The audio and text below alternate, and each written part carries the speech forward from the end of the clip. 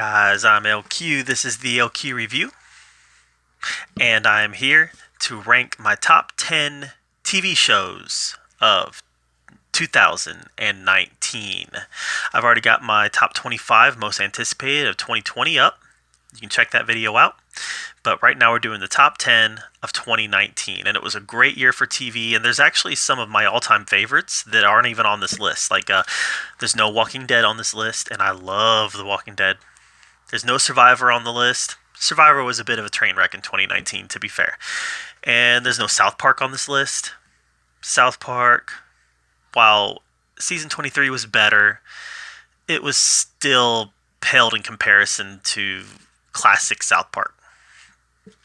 So, let's talk about my top 10. Here we go. At number 10, we have the Disney Plus series, The Imagineering Story. And I loved The Imagineering Story. Anybody who is a Disney fan needs to watch this because it was phenomenal. Each episode kind of dealt with a section of time in the history of the Disney parks, and it was just really insightful and just really good stuff as far as the history of Disney theme parks was concerned. And I learned stuff that I didn't even know. And I'm a huge Disney buff. I go to the park as often as I can. So the fact that I was able to learn some new stuff, that was great as well. So number 10 is The Imagineering Story. Number 9 is a bit of a cheat, to be fair. But number 9, I've got The Toys That Made Us Season 2 and The Movies That Made Us Season 1. I don't know why, I just love these series so much. They're so nostalgic and they're so right up my alley. I'm such a nerd, and they just speak my nerd language. And I love them. So Netflix original series Toys That Made Us Season 2, Movies That Made Us Season 1 is my number 9.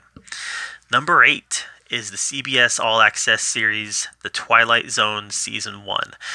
Jordan Peele did a great job bringing this series back, making it relevant, making it entertaining, making it scary, telling stories that had messages, but they were stories first.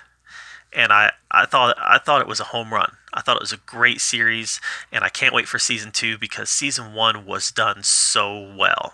So number 8 is The Twilight Zone Season 1.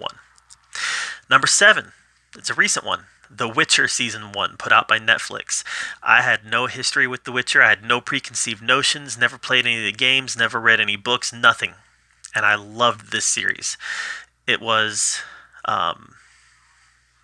as somebody who didn't care for Game of Thrones, this worked for me.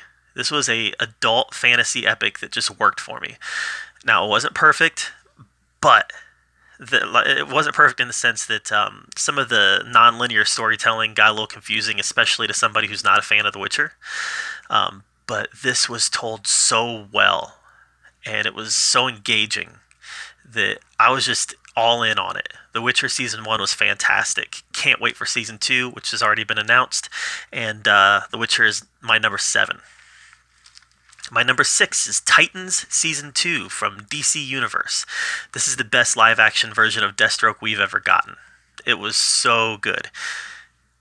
I don't necessarily like the way that Deathstroke was always used, and I don't necessarily like the fact that he was there, then he was gone for most of the season, then he was back. But I love this version of Deathstroke, and it was great seeing Dick Grayson's arc from Robin to Nightwing this season. It's great seeing Connor as Superboy. I didn't care for Starfire's arc at all, but guys, if you're a fan of Titans, the DC Universe show is phenomenal. So good, so good. So I definitely suggest you check that out. Titans Season 2 is my number 6. My number 5, Stranger Things 3. Stranger Things Season 3, I thought it was better than Season 2.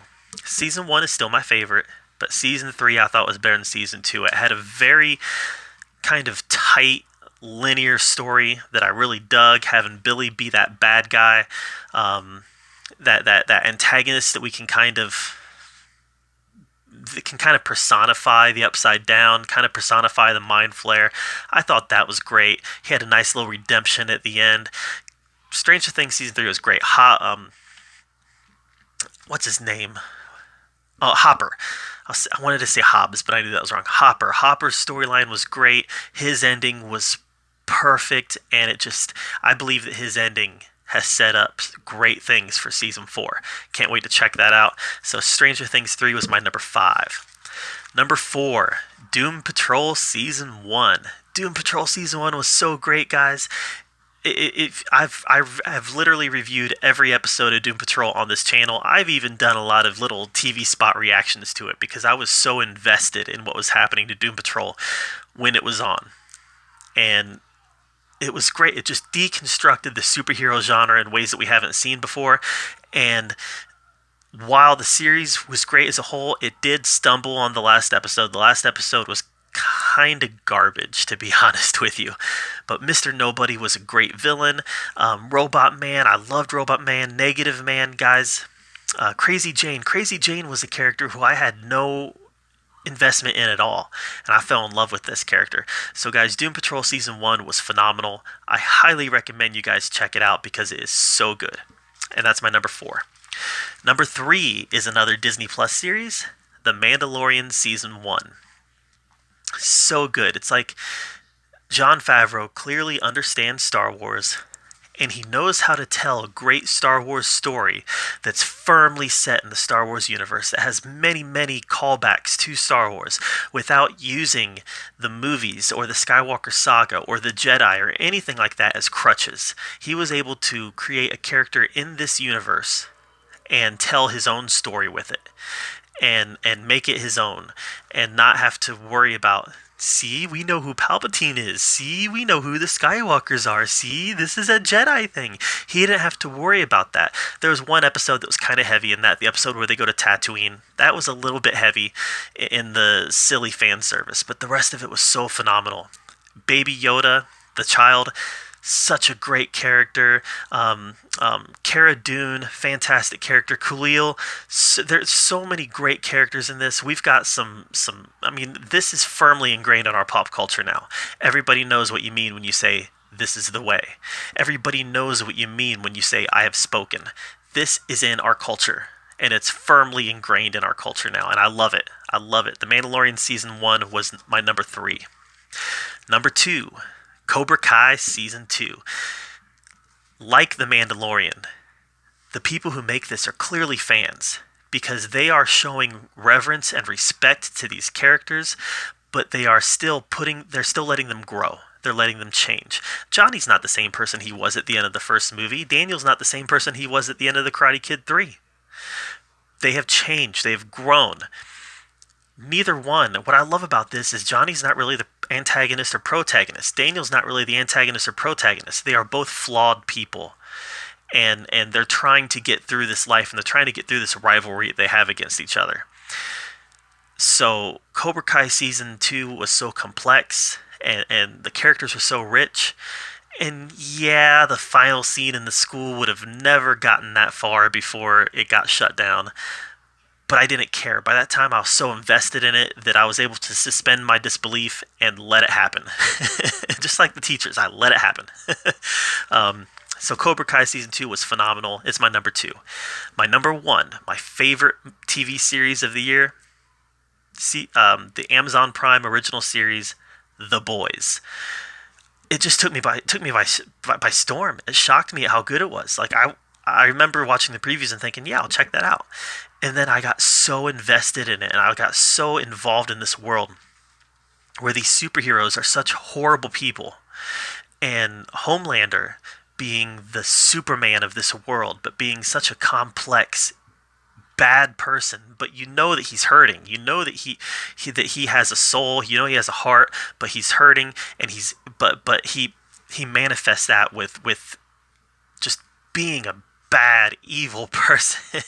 And I don't even know if saying he's evil is the right thing. He's just a bad person. But even our heroes, the boys, you know, I can't look at anybody in this, Carl Urban or anybody else, I can't look at them and say these are heroes, these are good people. They're just people who are trying to deal with this crazy world they live in where superheroes exist and they can be bought. And they have agendas, and they're not just about saving the world. They're more about themselves. So I love The Boys Season 1. The previews for Season 2 looks great. Can't wait to start watching it. But that's my number 1, The Boys. So my number 10 was The Imagineering Story. Number 9, The Toys and the Movies That Made Us. Number 8, Twilight Zone Season 1. Number 7 was The Witcher. Number 6, Titans Season 2. Number 5, Stranger Things 3. Number 4, Doom Patrol Season 1. Number 3, The Mandalorian Season 1. Number 2, Cobra Kai Season 2. And number 1, The Boys Season 1. It pained me to leave The Walking Dead, Survivor, South Park, some of my other favorite shows out of it, but these 10 were so great that they had to be on there. So what were your favorite shows of 2019? I'd love to hear your list. Let me know in the comments down below. Make sure you subscribe to my channel, guys. I put out a lot of content. Want to make sure you're up to date on what I'm doing. And as always, thank you for being here at the LQ Review, where we talk about all of the geeky, nerdy stuff we love to talk about. And until next time, we'll see you later.